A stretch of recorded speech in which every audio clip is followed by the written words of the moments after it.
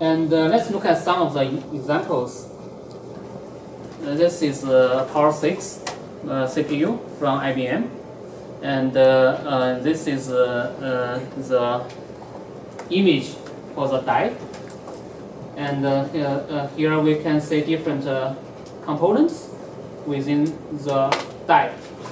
And here this is a CPU, and in the processor we have the core, the ALU, or some logic, and then we will have the cache on chip, because cache is on chip. Those SRAMs are on chip. And in this particular case, there are 4 megabyte private level 2 cache each core. And there are 2 cores in this example, so there will be 8 megabytes in total. And in this particular case, the L3 cache is off chip in this IBM's design, but typically L3 cache is on chip as well. And if you look at the SRAM area, if you measure by ruler, for example, then you can look at those L2 cache area is like 35% of the total chip area in this particular case. And within the, if you consider the L3 controller here, because in this case L3 is off chip, so you need the control to talk to the L3. That's another chip. So then if you include that part, then it's about 50% of the areas for this memory and the memory controller. And L1 is too small, it's invisible from here, it's embedded in those logic. So here the L2, only L2 is visible in this case. So this is IBM's design part4, it's for high performance gaming kind of applications. So the clock frequency is so high, larger than 5 gigahertz. This is a very high frequency in terms of the clock frequency. This is back at the 65 nanometer SOI technology. And this is another example from AMD. And in this case, we have the typical 3-level cache. And this is also 65 nanometer SOI technology. But in this case, the clock frequency is kind of regular, like 2.8 gigahertz. And L1 cache 64 kilobytes, L2 cache 512 kilobytes, L3 cache 2 megabytes. So this is this particular design, and if you measure the SRAM area, it's about 35% of the total chip area. If you add the controller, memory controller, this memory controller is typically for the off-chip DRAM control. So if you add that, it's again about 50%.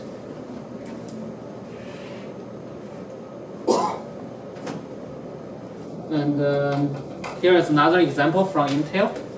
This is a 32 nanometer process, and there are 2 versions in this family. One is 6 core, one is 2 core. And here this is for the 6 cores image. This is a 2 core. So in this case, the L3 cache, for example, for this 6 core version, the L3 cache in total is 12 megabytes.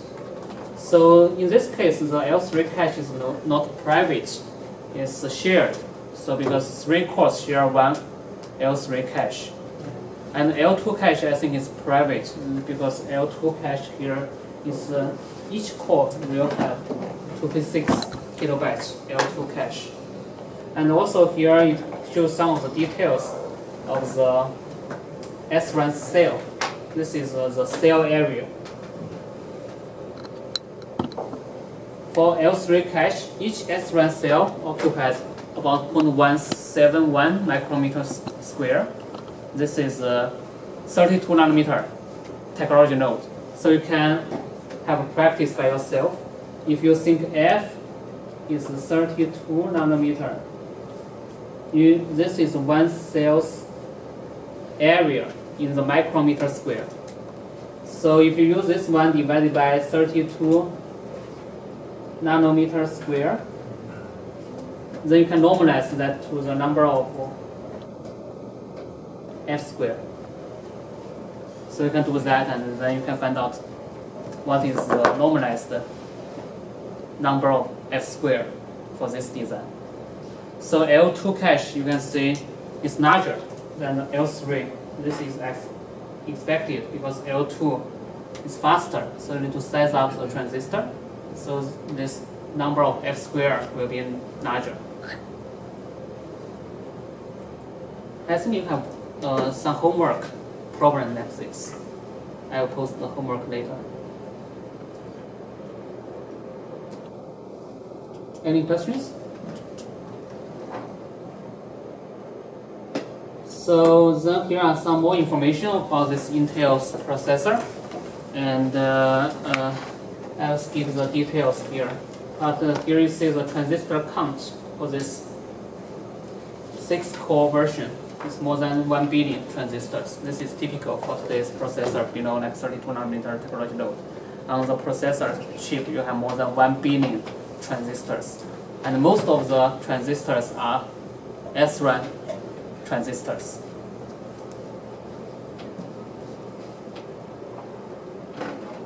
Okay, so let's have one practice for the array efficiency.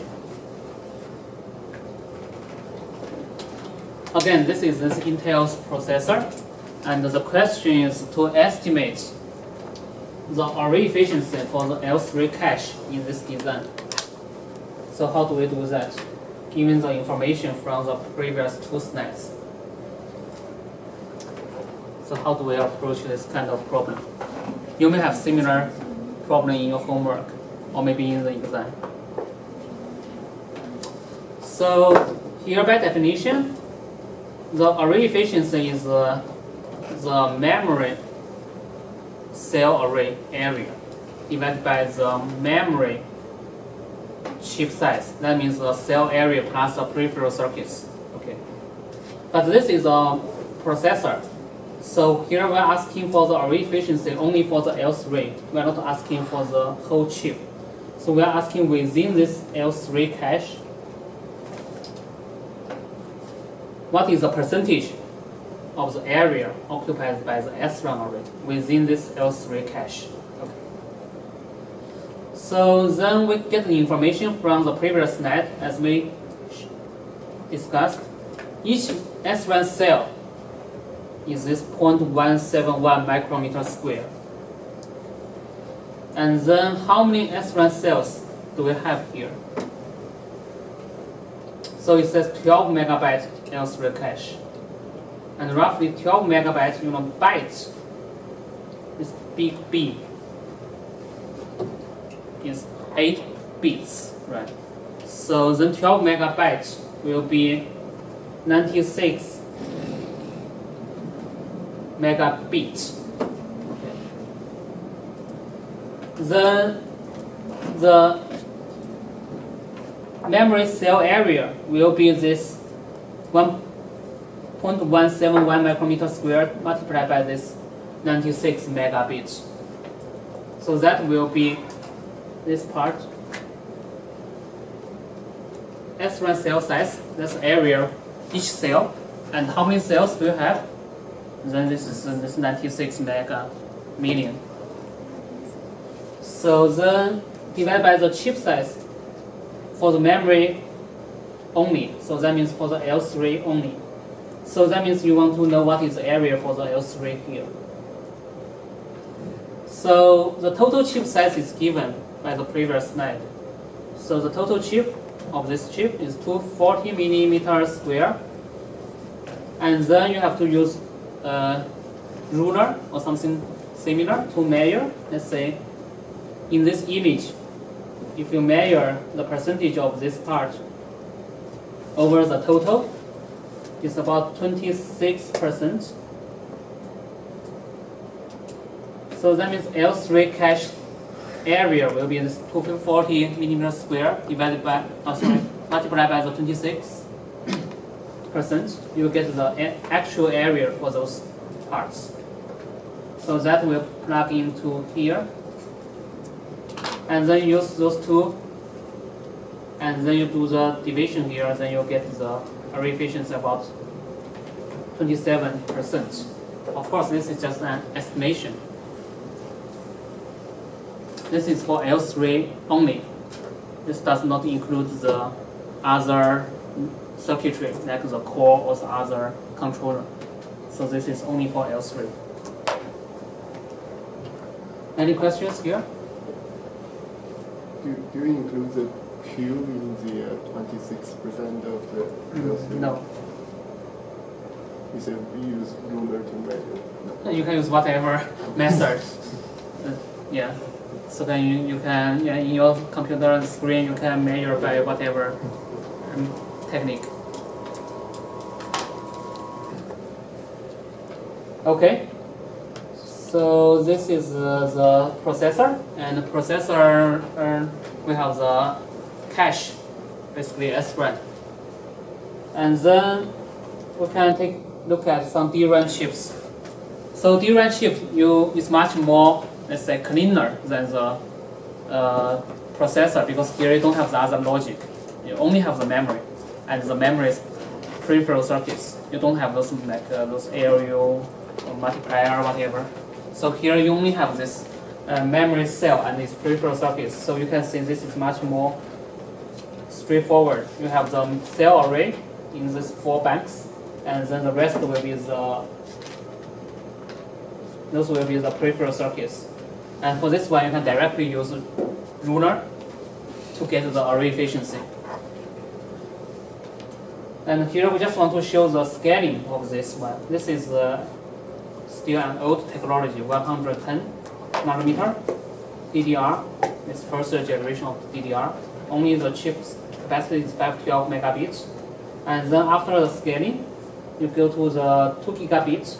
The capacity increased by 4 times, but the chip area only increased by 2 times. This is because each cell becomes half of the previous generation, according to the Moore's law, right? Each cell size will shrink by 50%. Each side 0.7, so the area is 0.7 times 0.7 is roughly 0.5.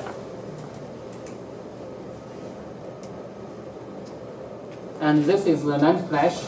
So it's a 70 nanometer, 8 gigabit MLC NAND, shrink to 56 nanometer, 8 gigabit MLC NAND.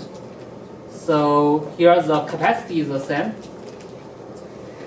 but the chip size reduces.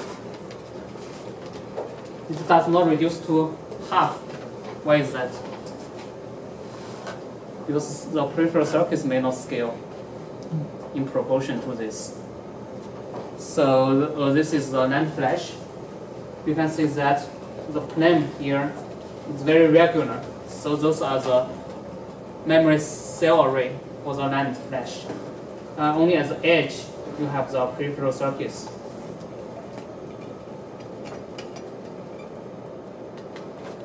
Okay, so to summarize this lecture, so basically memory is everywhere, and the demand for memory is increasing due to the workloads these days, like those machine learning stuff. And the NAND flash inserted into the gap between the DRAM and the hard disk drive, maybe from the 15 years ago. But today still there is a gap between the DRAM and NAND flash. So that provides the opportunities for emerging memories, like the 3D exponent. So array efficiency is a key metric to evaluate the chip design, because that is a cost, and the memory industry is really cost-driven.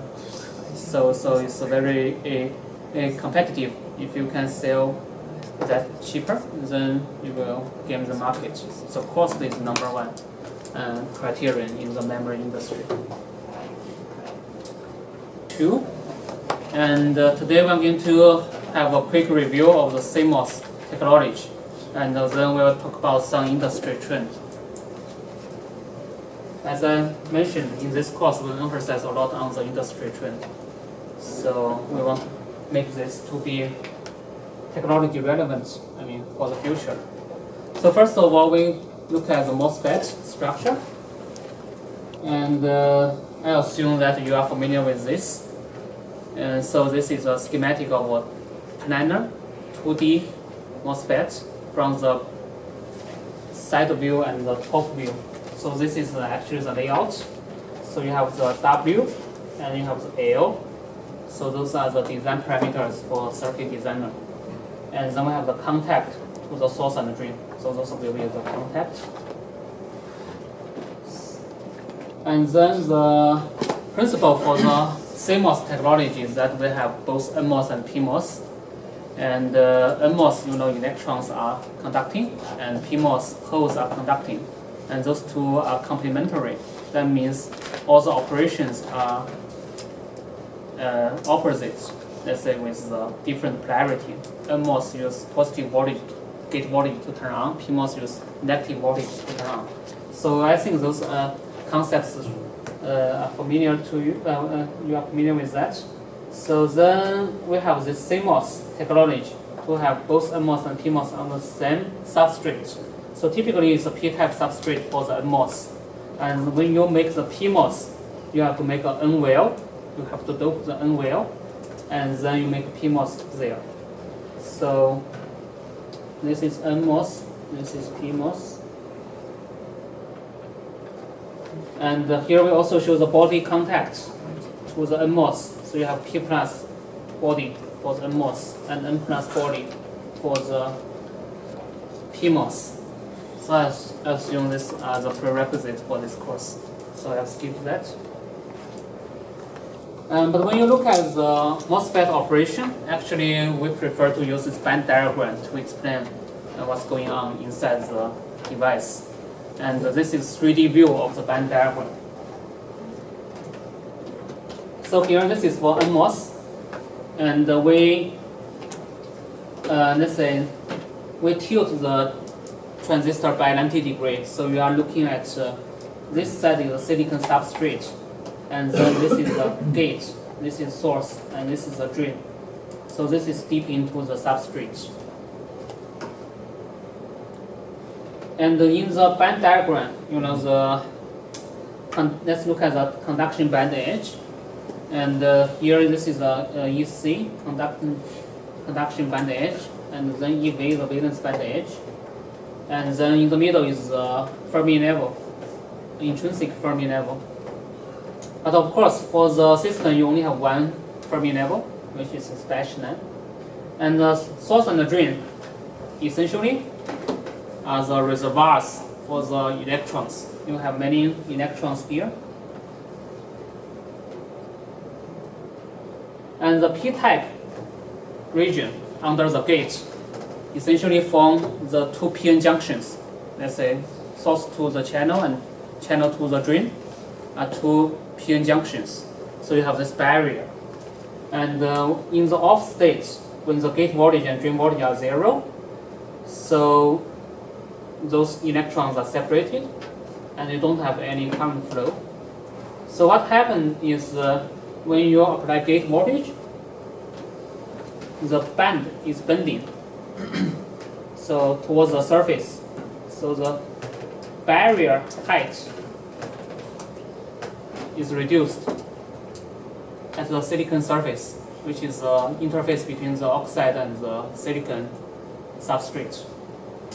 And then the electrons will diffuse out from the reservoir because the barrier is lowered. But still the current is zero if the drain voltage is zero. Because source and drain have the same equal potential, so then they will diffuse out, but those two diffusion current will cancel each other. So the net current is zero. And then you apply drain voltage, then the drain band will be further lowered. Then you will have this kind of band edge at the surface of the silicon. So now the electrons will move over the barrier and then they will fall down to the drain. It's like water. So electrons are like water, so they are trying to go to lower potential. So then the electrons try to move over the barrier and then be accelerated by the drain voltage and then eventually collected by the drain.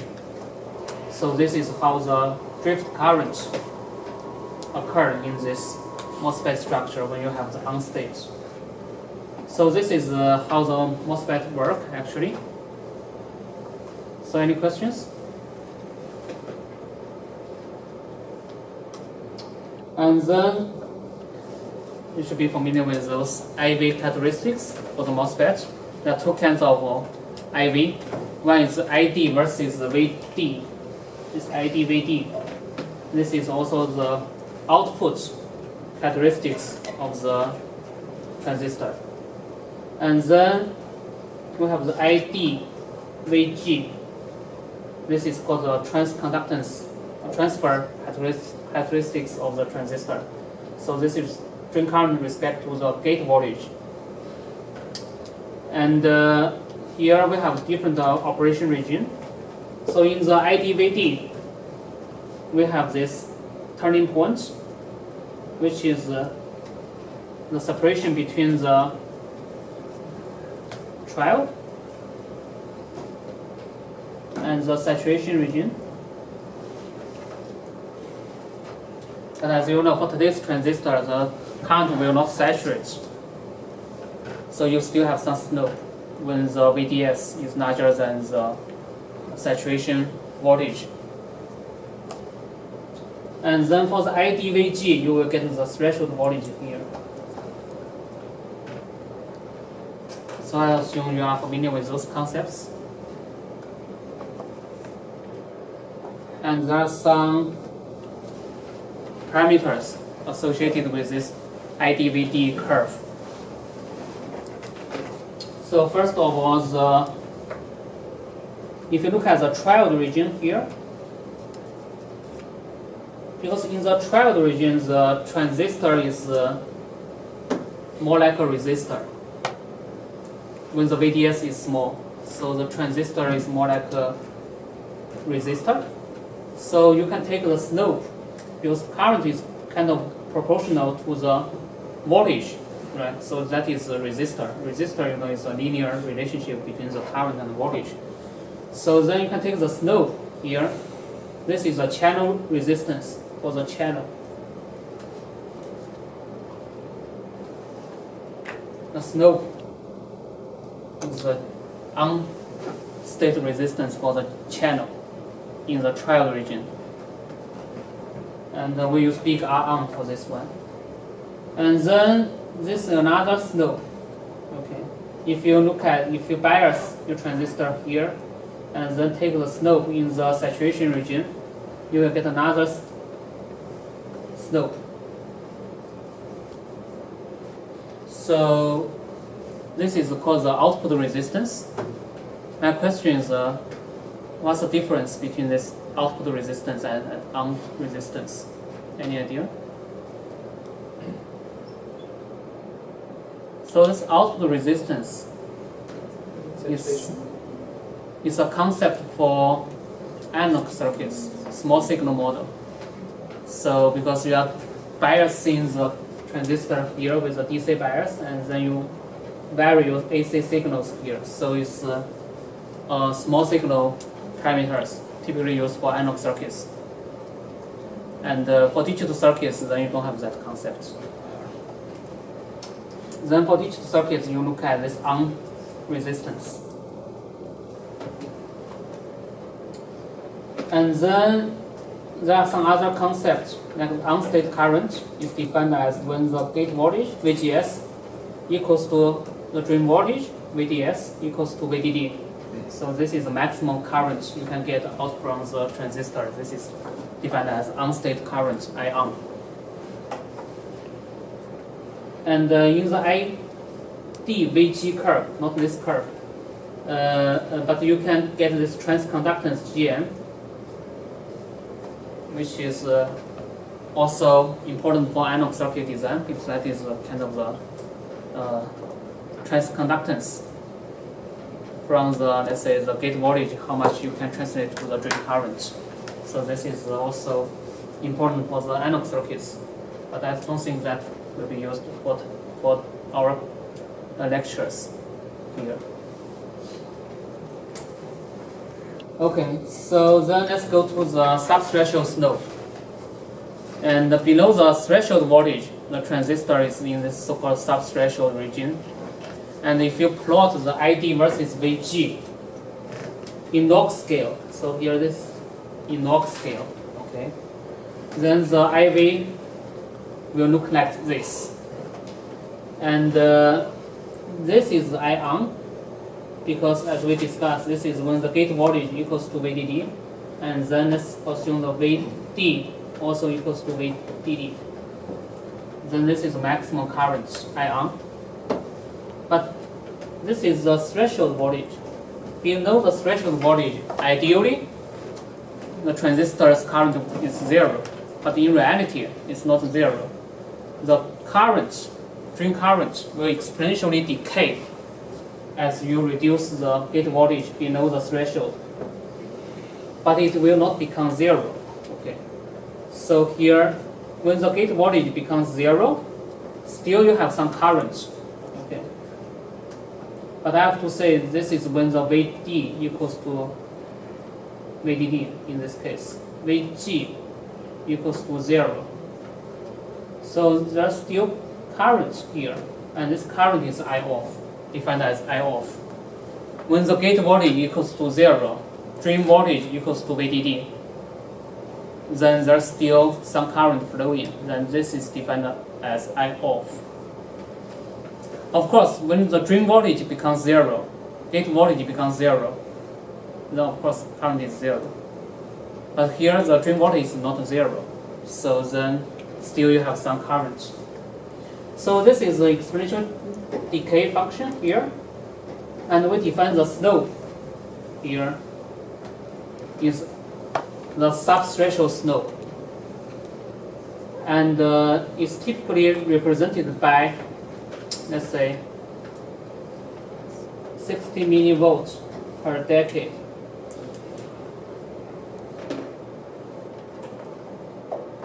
So what does that mean? That means this slope tells you if you want to reduce your current by 1 order of magnitude or by 1 decade, you need to reduce the voltage, gate voltage, by 60 millivolts. This is due to the thermodynamics, due to the Boltzmann distribution of the carrier's concentration. So that's how we get this number. But let's say this S, if you express the S into this equation, then you will get this S is defined as the slope, and actually it's 1 over the slope. And it has 2 components for the S. The first one is the gate voltage versus the phi S is actually the surface potential of the transistor. I will not go into the details. This is very device basics. This phi S is the surface potential. So basically, I can still quickly describe that. Okay. So the gate voltage, and then as the channel surface